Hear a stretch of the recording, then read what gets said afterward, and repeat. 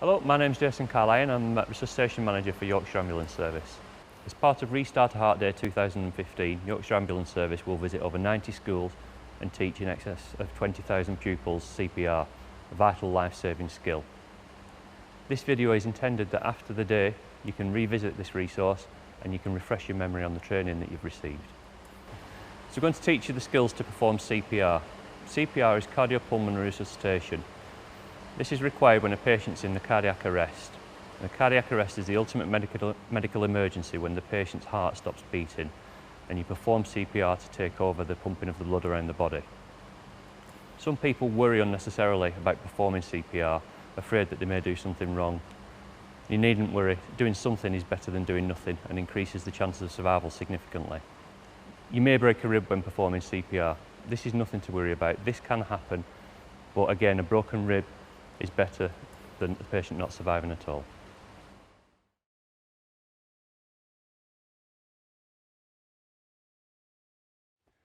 We're going to use this equipment which has been supplied as part of British Heart Foundation's Nation of Lifesavers campaign. Every school was supplied with 35 of these mannequins. What we're going to do is we're going to break the training down into bite-sized chunks. So we're going to look at teaching you how to recognise a cardiac arrest and call for help, how to perform chest compressions and how to do the breathing. And then we'll put all that together.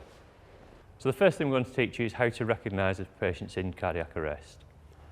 First thing when you're approaching a patient who appears to be collapsed on the floor is make sure that it's safe for you to do so. Make sure there are no dangers to yourself and you're going to be in harm. On approach to the patient, if you see them laid on the floor, give them a shout. Hello, can you hear me? Just be mindful of the fact that the patient may be deaf. Doesn't appear to be a response, so I'm going to give a gentle shake and shout. Hello, can you hear me? There's no response.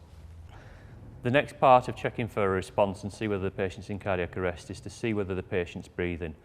And the way that we do that is you need to get down and you need to do a head tilt chin lift. And that is putting one hand on the forehead and one hand under the chin and gently tilting the head back. At the same time, you need to put your head down next to the mouth and you're listening for breathing, you're feeling any breathing against your cheek and you're watching for the chest rising. And you do this for up to 10 seconds to establish whether there's breathing. So the way we do that, hand on the forehead and fingers under the chin, gently tilt the head back and put your face next to the patient's mouth and you're listening for breathing, you're feeling any breathing against your cheek and looking for the chest rising.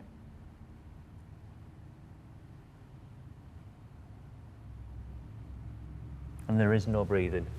So we've established that the patient isn't responsive and isn't breathing. You need to be aware that if a patient does take an occasional gasp, this is not considered normal breathing and is considered a cardiac arrest. So we need to shout for help and we need to get somebody to ring 999 and call for an ambulance and get that ambulance on the way as well. Can I get some help, please? Can you ring an ambulance and let them know we've got a patient that's not breathing and then come back and let me know that you've done that? To perform chest compressions, you use the heel of your hand in the centre of the chest between the nipple line and you want to be pressing about 5 to 6 centimetres down on the chest and you perform 30 chest compressions. So using the heel of the hand in the centre of the chest, arms straight, move your body over the chest and perform 30 chest compressions at 5 to 6 centimetres. 1, 2, 3, 4, 5, 6, 7, 8, 9, 10, 11, 12, 13, 14, 15, 16, 17, 18, 19, 20, 21, 22, 23, 24, 25, 26, 27, 28, 29, 30. So the next thing we need to show you is how to perform mouth-to-mouth ventilations. The likelihood is it will be one of your family members or friends that you witness in a collapsed state. We're going to teach you the skills how to perform mouth-to-mouth, but if you don't feel that you can do it, you don't have to do it. You can simply just do chest compressions alone. To perform mouth-to-mouth ventilations, we need to repeat the head tilt chin lift manoeuvre that we showed you earlier. So you put your hand on the forehead and fingers underneath the chin and gently tilt the head back. At the same time, you also need to pinch the nose closed. You then seal your lips around the patient's lips, looking down the chest, and you're watching for the chest rising and falling with your breathing. You need to perform 2 ventilations between each set of 30 compressions. So in order to do that, head tilt chin lift, gently tilt the head, pinch the nose,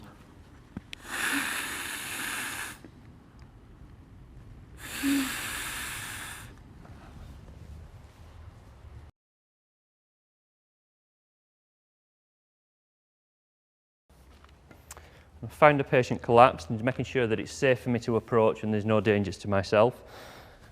Hello, can you hear me? There's no response.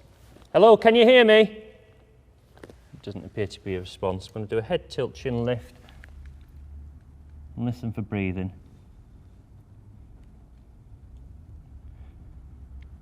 There is no breathing. Can I get some help, please? Can you ring an ambulance and tell them we've got a patient who's not breathing, and then come back and let me know that you've done that? I'm going to start chest compressions. 1, 2, 3, 4, 5, 6, 7, 8, 9, 10, 11, 12, 13, 14, 15, 16, 17, 18, 19, 20, 21, 22, 23, 24, 25, 26, 27, 28, 29, 30. 2 ventilations.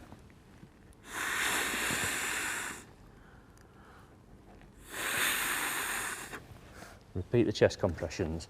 1, 2, 3, 4, 5, 6, 7, 8, 9, 10, 11, 12, 13, 14, 15, 16, 17, 18, 19, 20, 21, 22, 23, 24, 25, 26, 27, 28, 29, 30. Repeat the ventilations.